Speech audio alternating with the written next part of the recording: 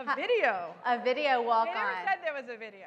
Well, communication professionals aren't used to that, right? No. Like you're usually preparing your executive for that sort of thing. 100%. I think like my 40th birthday party is the last time there was a video about me, and I also didn't approve of that video. So. Well, thank That's you. good. Thank you for joining us. Thank you for being here. Estée has had a huge year. It's been kind of a pivotal year, and that really started, I think, with this CEO transition. It was an inflection point. So I want to talk a little bit about that and kind of what that moment looked like inside of ELC and how the communications team supported that transition and continues to support that transition as year one wraps. Yeah, thank you. Okay, we'll just go right for it. No, actually, like, it's been an amazing year. I've probably never worked harder, but actually it's completely exhilarating. I'll do a zoom out, zoom in. Yeah, to use our Axios. You know, essentially, we had a CEO transition. We're almost at the 1-year mark, and it was an insider. And he had been at L'Oreal and had been at the Estée Lauder Companies. And so the challenge was to present new ideas and a sort of a fresh approach with a person who'd been at the company for 12 years. And it's a little complicated in that regard. But we also knew he didn't have a 60-day listening tour, as one would have. And we had to hit the ground running. So we announced in October, and his day one was January. And then he had his first earnings call in February. So we really tried to think through. We had a number of stakeholders who were clamoring for information: employees, media, the street, our partners, retailers, government. And we really had to kind of just get it all out there as fast as we can with a strategy that really was very clear and had a catchy slogan on top so that people could remember what are the things that we're going to do, which is called Beauty Reimagined. It's a 5-action pillar plan around getting closer to our consumer, driving greater innovation with our products, and really changing the way we work and how we work. And so we really did a ton of things all at once, all the time, and like catered it right to his first earnings call. Speaking first to our employees, that was the most important stakeholder that we had to get to. But as many of you know, nothing that's internal stays internal. So we had to speak internally with a sense that this is going to go external pretty quickly. So we did videos, we did a global town hall. We had earnings talking points that mirrored exactly what we had said the night before. And then we have been relentless in terms of global town halls. I think we had lost a little bit of like the connection. I think COVID did that a bit for us, where we lost the connection of speaking to employees regularly. But we have a global town hall every quarter. And as all of you who are those who prepare, we've tried to really play a little bit with the format so that it is transparent, it's authentic, it's not full of talking points. And as the communicator, I'm often like, ugh. So are there questions?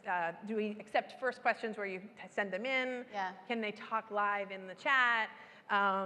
Yes, we finally did that. Actually, at his urging and my anxiety, honestly. But really, like, we had to answer questions as fast as we can, as much as we can.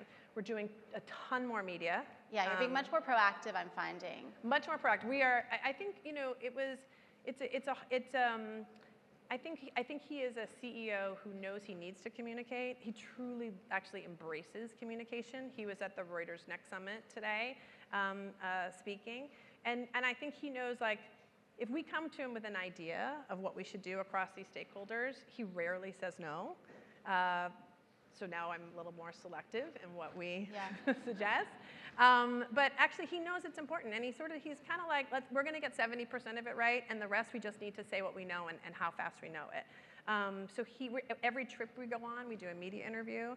That's a change for us. Well, I want to talk a little bit about your media mix, but I want to tie it in more broadly to the way that you're meeting consumers where they are too. Yeah. So for a long time, you weren't showing up on Amazon, you weren't showing up on TikTok. You were focused more on like the luxury, I just spelled this. Yeah.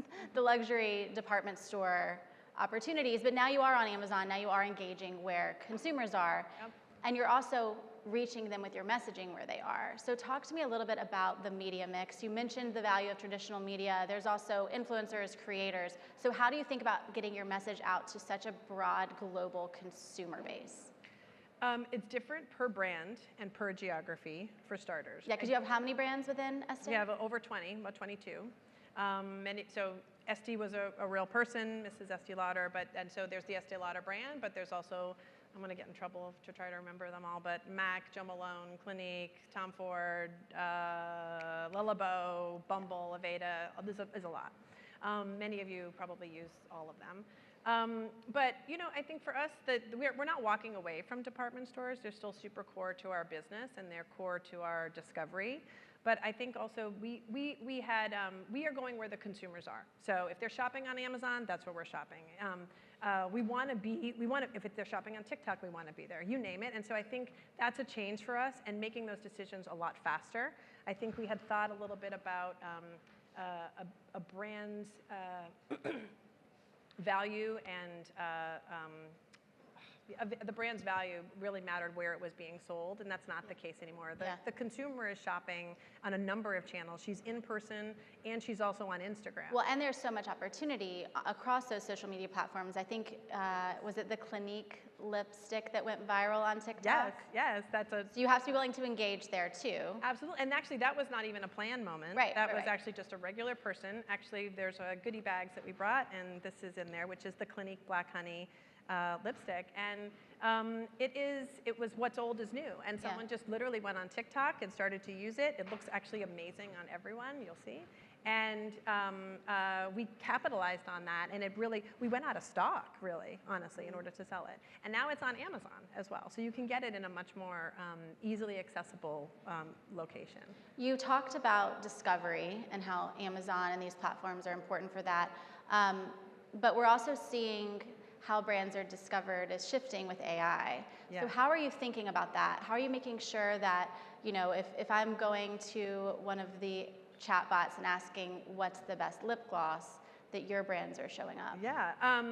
So I think I'll just connect it back also to the intentionality we have with doing more media. So today you go on ChatGPT and you search what is the best moisturizer for winter skin. It is that LLM is pulling from reputable and trusted news sources. Are you able to tie those sales back to the hits that you've played? Working on that. Yes, working on that. That's the golden ticket. Yeah. For us, for sure. Yeah. For the community. Yeah, but I think we've never been more important and valued in that regard. So it's not just PR for PR's sake, but it's also for discoverability, for driving our value, but also actually to find the brand. Another way that you all have used AI and kind of made some headlines is around the scent advisor. So Jo Malone, you mentioned, launched an AI-powered scent advisor that doubled online conversion. Can you talk us through how you're using technology in the beauty space? So first, we launched an AI scent advisor just this week. It was featured in the Wall Street Journal. And really, I would say, let me just take a step back. Our CEO brought in a bunch of new, really exciting and amazing new leaders. We have a new CMO, we have a new chief technology officer, we have a bunch of folks who have already been experimenting with AI. And I think they brought in a really new and exciting, fresh perspective of how AI really can be a part of everyone's journey, from the brands to marketing to supply chain, et cetera. So it is fully embedded in that. And the AI scent finder was really, there is a conundrum. I mean, how can you discover a scent if you are only doing it online? And so if you go on the Jo Malone London website today, you will find a little scent advisor, and you can answer a series of questions. And what we have found is that are you shopping for you, or are you shopping for someone else? And as you answer a series of questions, you then land on a recommendation of what that scent should be. And actually, it's pretty spot on. And so we have launched that and tried to figure out how can that convert into sales. And you're also gathering a lot of consumer data in the process. Yes, we are gathering some consumer data. Talk to me a little bit about fragrance. You mentioned being closer to the consumer. The consumer seems to love fragrance. It seems to be one of the beauty items that people are willing to shell out big bucks for, specifically younger audiences. Yeah. So talk to me a little bit about kind of the rise of fragrance and how you're shaping that message. And I also want to say, there are several brands within your fragrance business that might be traditionally see each other as competitors. So how do you tell that corporate story around the AI scent finder while also uplifting those brands and making people love and buy from them? Okay. I know it's a lot. No, I wish I didn't. Sorry, No. Brevity. Okay, well, let's start with fragrance. I think fragrance is core to the company. Our founder, that was one of her first launches. It was one of her first innovations, and so we are a fragrance company. It's core to who we are, and we have fragrances across almost all of our brands. That's for starters. But fragrance is having a moment, and we're capitalizing on it. And we actually did a couple things from a communication standpoint, because I think maybe a couple years ago we might not have seen this as a moment where we could tell both a corporate story, but also tell a brand story. But how important is that corporate story? It's important. I mean, I think in a moment where we have a new CEO and who is driving a message with what both our employees want to feel and understand what's the plan, and are we? But I guess I mean with consumers, like how important is it? I think it's not as important for consumers. I think, look, a corporate story is meant to sort of drive a credibility message, and a brand story is meant to really drive connection. And so I think they're different for different audiences. I think you can't have one without the other. They all need to kind of live in harmony. But so the corporate message might not always work for a consumer, but it does work for a lot of our audiences that we're trying to reach across government, across media, and across employees. But in terms of the fragrance piece, I think, and to your brick and mortar thing, we just opened up 4 new stores in Soho that are fragrance: Killian, Frederick Mall, Tom Ford Beauty, and Jo Malone London, and they're all kind of in a row. And ordinarily, that kind of, I don't know if that would be a story. It's a store opening, but we really kind of leverage that moment to tell the story that we are all in fragrance, both at a corporate level, but also in terms of the brands. So you're telling that business strategy through the brand activation. Yeah, and we leveraged this store opening and built a large event where we took over. Someone here in this audience sort of had that idea and brought together, I think, as many folks as we could to re-expose them to the brands, so that they could touch them, smell them, feel them, and then also see our company. Our CEO came and spoke. Our head of North America came and spoke. Another corporate story that I think is really fascinating and unique to your company is around impact, and how impact is always a big piece of it. We've mentioned the importance and the influence the founders have had, the founder family has had. Was it Eleanor Lauder was the first to launch the pink ribbon around breast cancer awareness? Yeah. So talk to me a little bit about that and how that rolls into your corporate story. Yeah, I mean, our company, so for starters, we're one of the few companies that is founded by a woman in the Fortune 500. So we have that. Mrs. Estée was a real person. And so with that, most of our consumers are women in that sense. More than 80% of our employees are women. So women are core to all of us in so many ways. And the advancement of them in terms of their health, their education, their leadership, entrepreneurship, it's all part of our DNA as a company. And Mrs. Eleanor Lauder was diagnosed with breast cancer about 30 years ago. And it was really at a time when people didn't talk about it. And there wasn't really a ton of discoverability in terms of like going to get a mammogram. And so she was really on a mission to normalize it and to have conversations about it. And she is the one that developed the pink ribbon that you see everywhere, that we all wear, both as employees and as those who support the advancement and the detection of it. But I think for us, like, it is core to who we are. Our brands are behind it. It is something we stand for. We have raised, in 30 years, over $150 million and donated it to like finding the cure. So I think it's something. It is what we stand for. It is our products. It's they like our products. They like their effectiveness, but they also want to be a part of something that actually means something at the end of the day. Yeah. We're getting close on time. I want to end in a quick rapid fire, okay? Okay. So which brand that is maybe outside of the beauty space do you think is really crushing it right now? Outside of the beauty space? Yeah. Nike. Nike, okay. Best CEO communicator, not your own? Not mine. Well, Or a communicator you're watching, a CEO I'm you're watching I'm watching the CEOs who are on, I think the Gap CEO is doing amazing. I think the CEO of Netflix is amazing.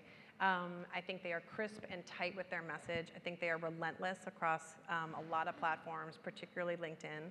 I watch LinkedIn a lot more than I had maybe in the last couple years. I learned a ton actually about how other communicators are using AI, and then I annoyingly send snippets to everybody on my team about we should do this and we should be following this. But I don't know, the Gap CEO is really out there, and I think he's able to withstand tough questions and criticism, and then pivot really quickly back to the message that he wants to deliver. Okay, last question. You're on a deserted island. You can only take 3 beauty products, including sunscreen. What are you taking? Okay, so sunscreen's one of the 3? That's a given. Okay, fine. La Mer, the La Mer moisturizing cream. I was a buyer before even I started to work here. It's really that good. It's worth it. A pair of tweezers.